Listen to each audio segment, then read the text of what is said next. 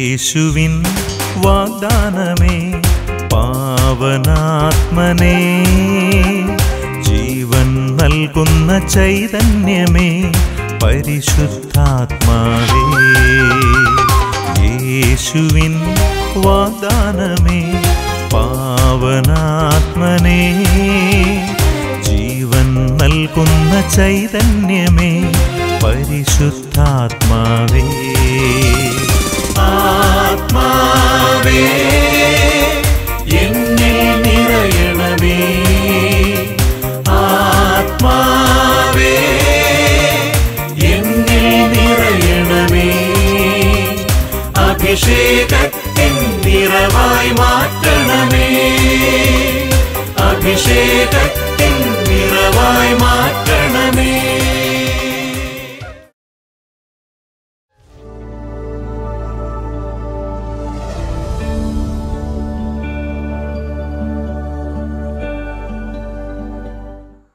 പാപത്തിൻ്റെ പടുകുഴിയിൽ വീണ മനുഷ്യനെ ദൈവത്തിലേക്ക് അടുപ്പിക്കുന്ന ദൈവീക കൃപയുടെ വഴിയാണ് പശ്ചാത്താപം.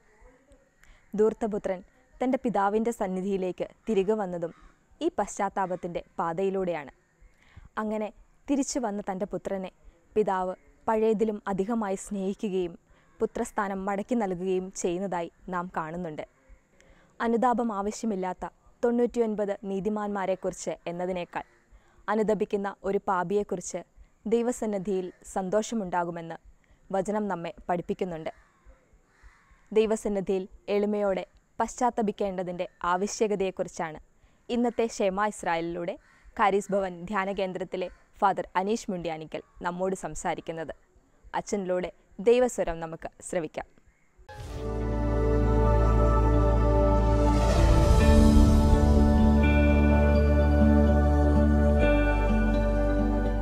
ഈശോയിലെ സ്നേഹം നിറഞ്ഞവരെ, ഷെമ ഇസ്രായേലിൻ്റെ ഈ ഒരു എപ്പിസോഡിൽ ദൈവത്തിൻ്റെ വചനം പരിശുദ്ധാത്മാവ് വഴി നമ്മളോട് സംസാരിക്കുവാൻ പോകുന്നു. ദൈവവചനം സ്വീകരിക്കുവാനുള്ള കൃപയ്ക്ക് വേണ്ടി നമുക്ക് പ്രാർത്ഥിക്കാം. ദൈവത്തിൻ്റെ ആത്മാവ് ഈ വചന സന്ദേശത്തിലൂടെ നമ്മുടെ ജീവിതങ്ങളെ വിശുദ്ധീകരിക്കട്ടെ, നമ്മുടെ ജീവിതത്തിലേക്ക് ധാരാളം അനുഗ്രഹങ്ങൾ ചൊരിയട്ടെ. നമുക്ക് പ്രത്യേകമായിട്ട് പ്രാർത്ഥിക്കാം.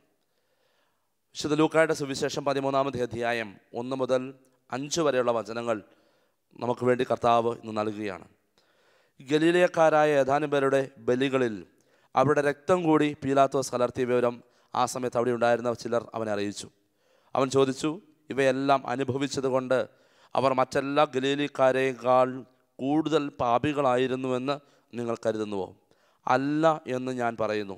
പശ്ചാത്തപിക്കുന്നില്ലെങ്കിൽ നിങ്ങളെല്ലാവരും അതുപോലെ നശിക്കും.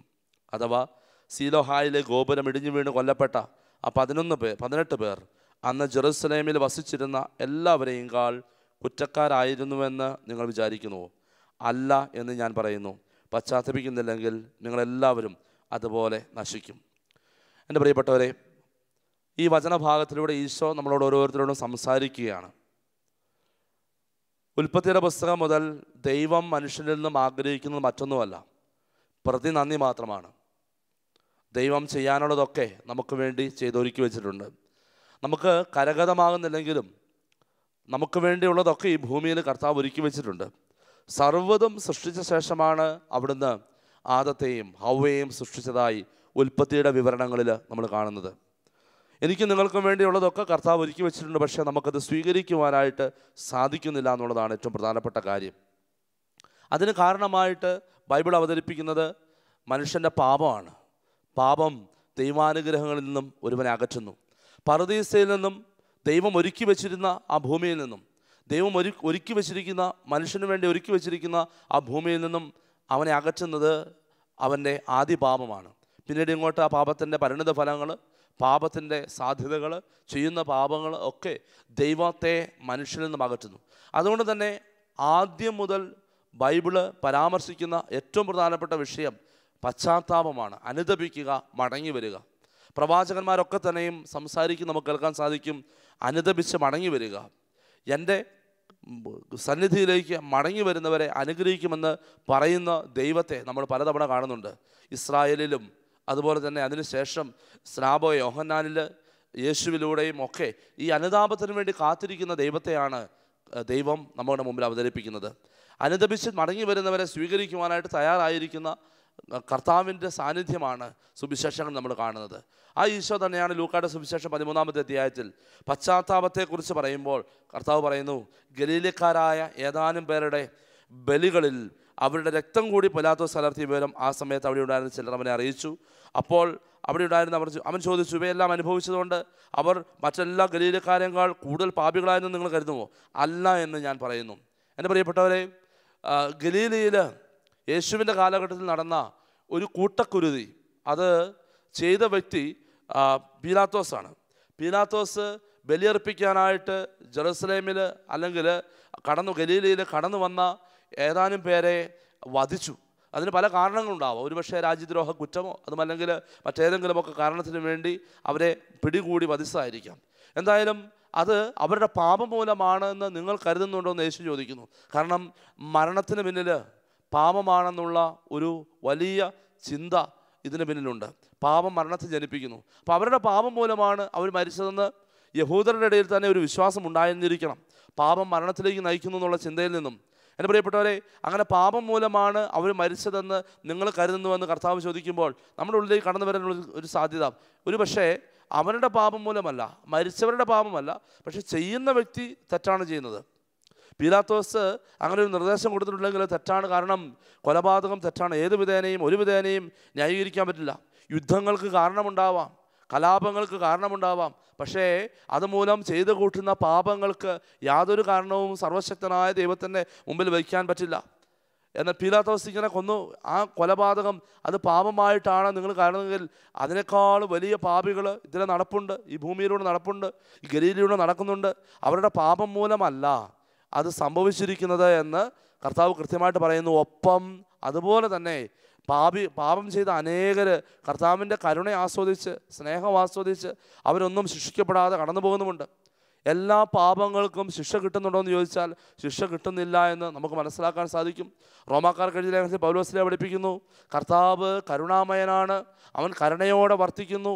കർത്താവിൻ്റെ കരുണയ്ക്ക് യാതൊരു വിധത്തിലുള്ള അളവുകളുമില്ല. കർത്താവ് കരുണ കാണിക്കുന്നു. ഒരുപക്ഷെ പാപത്തിനുള്ള ശിക്ഷ കിട്ടാതിരിക്കാനുള്ള കാരണം കർത്താവിൻ്റെ കരുണയാണ്, ദൈവത്തിൻ്റെ കരുണയാണ്. പാപത്തിന് തക്കതായ ശിക്ഷ കർത്താവ് കൊടുക്കുന്നില്ല. ദൈവപുത്രനിലൂടെ, യേശുവിലൂടെ എല്ലാ പാപങ്ങൾക്കും പരിഹാരം ദൈവം തൻ്റെ പുത്രനിലൂടെ ഏറ്റെടുത്തു. അതുകൊണ്ട് ശിക്ഷ ലഭിക്കുക അസാധ്യമാണ്. നമുക്ക് പാപത്തിൻ്റെ ശിക്ഷയല്ല, പിന്നെയോ പാപം നൽകുന്ന ശമ്പളമാകുന്നത് അത് നമ്മൾ സ്വീകരിക്കണം. പാപം നൽകുന്ന ശമ്പളം, ഓരോ തെറ്റിൻ്റെ പ്രവൃത്തിക്കും നന്മയ്ക്ക് നന്മയുടെ പ്രതിഫലവും തിന്മയ്ക്ക് തിന്മയുടെ പ്രതിഫലവും ഉള്ളതുപോലെ തെറ്റിൻ്റെ എല്ലാ പ്രവൃത്തികൾക്കും തിന്മയുടേതായിട്ടുള്ള പ്രതിഫലം ഓരോരുത്തരുടെയും ജീവിതത്തിൽ സ്വീകരിക്കാതിരിക്കുക സാധ്യമല്ല. ഉപ്പ് തിന്നാൽ തീർച്ചയായിട്ടും വെള്ളം കുടിക്കും.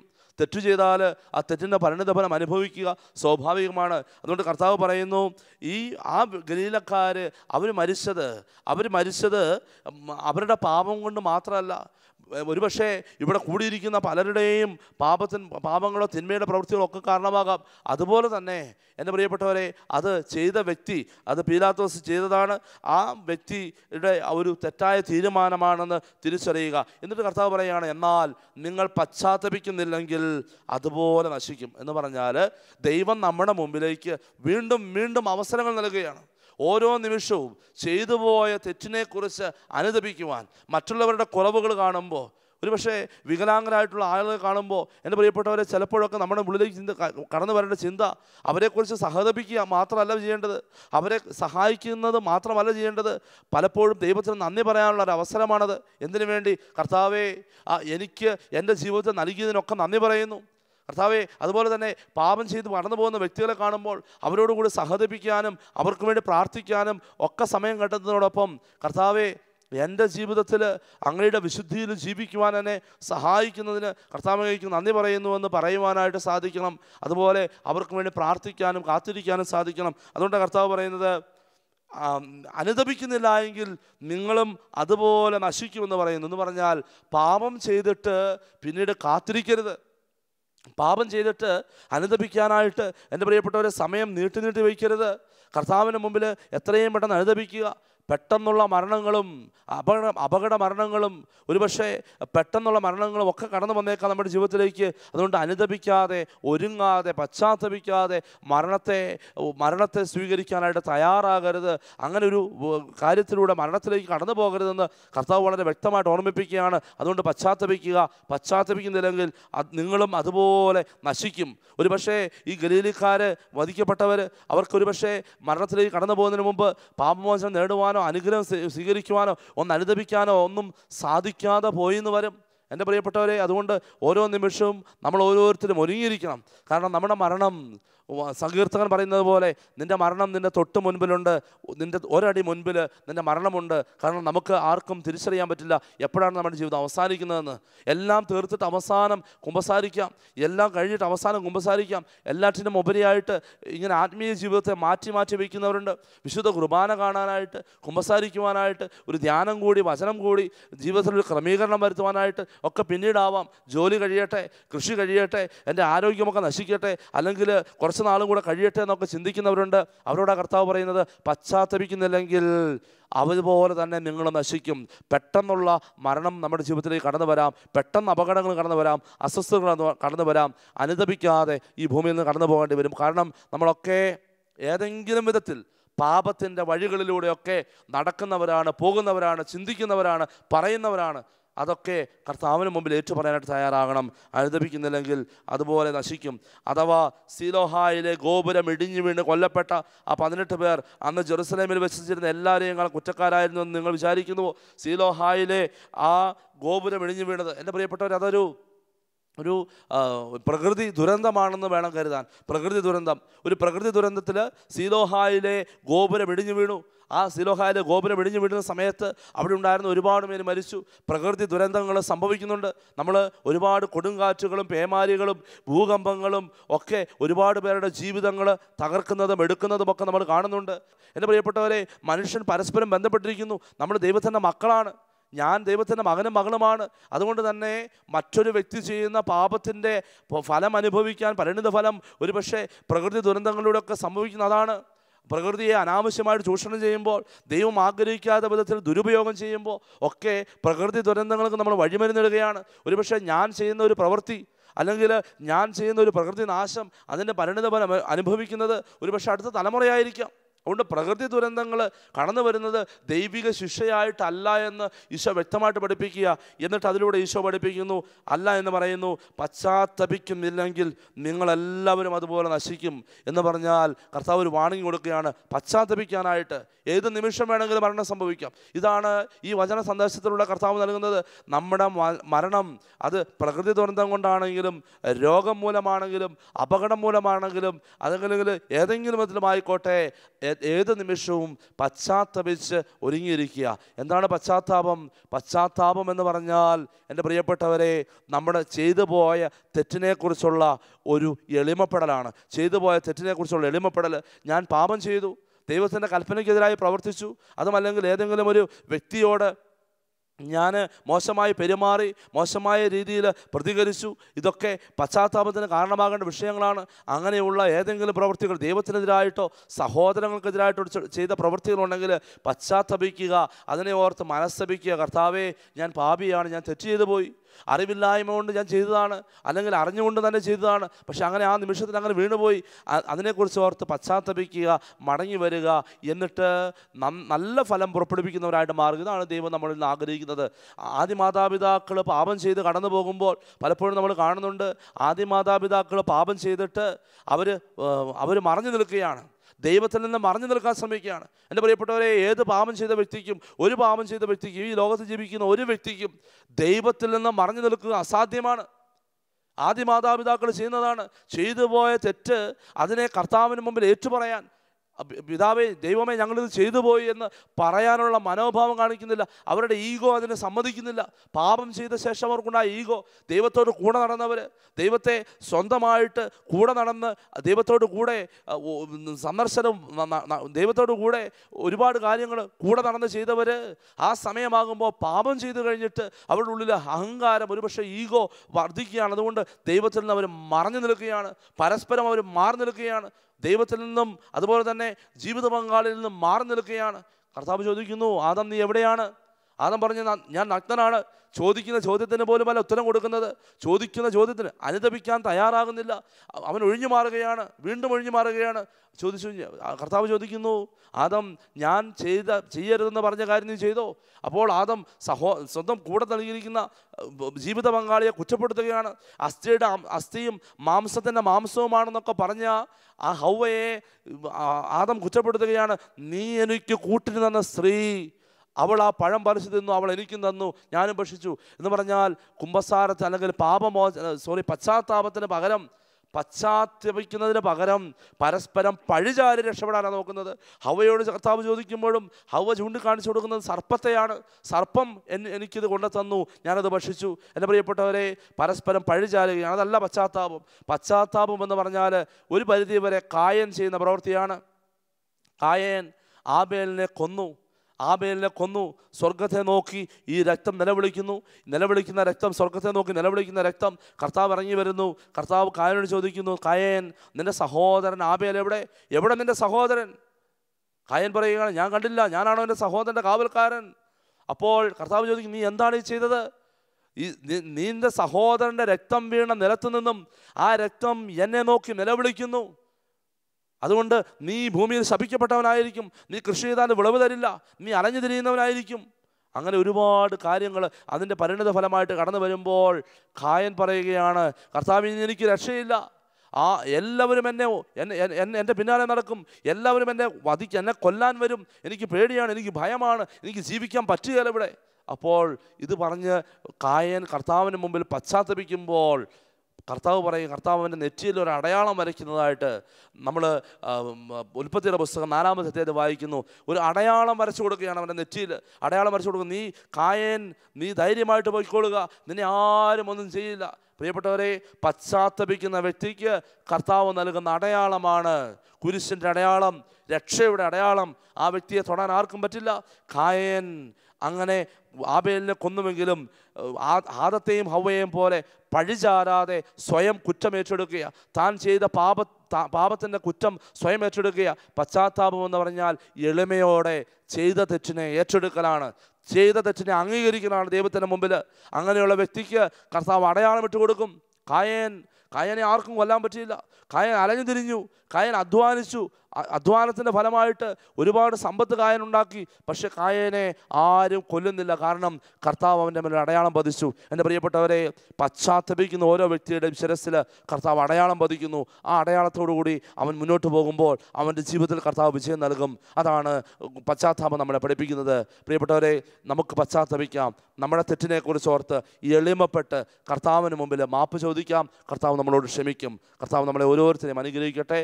അനുതപിക്കുവാനുള്ള സന്ദേശം വീണ്ടും കർത്താവ് ഈ വചനത്തോടെ നമുക്ക് നൽകുകയാണ്. പശ്ചാത്തപിച്ച് നമുക്ക് മടങ്ങി വരാം. സർവശക്തനായ ദൈവം യേശുവിലൂടെ നമ്മളെ അനുഗ്രഹിക്കട്ടെ, നമ്മുടെ പാപങ്ങൾ ക്ഷമിക്കട്ടെ. ആമേൻ.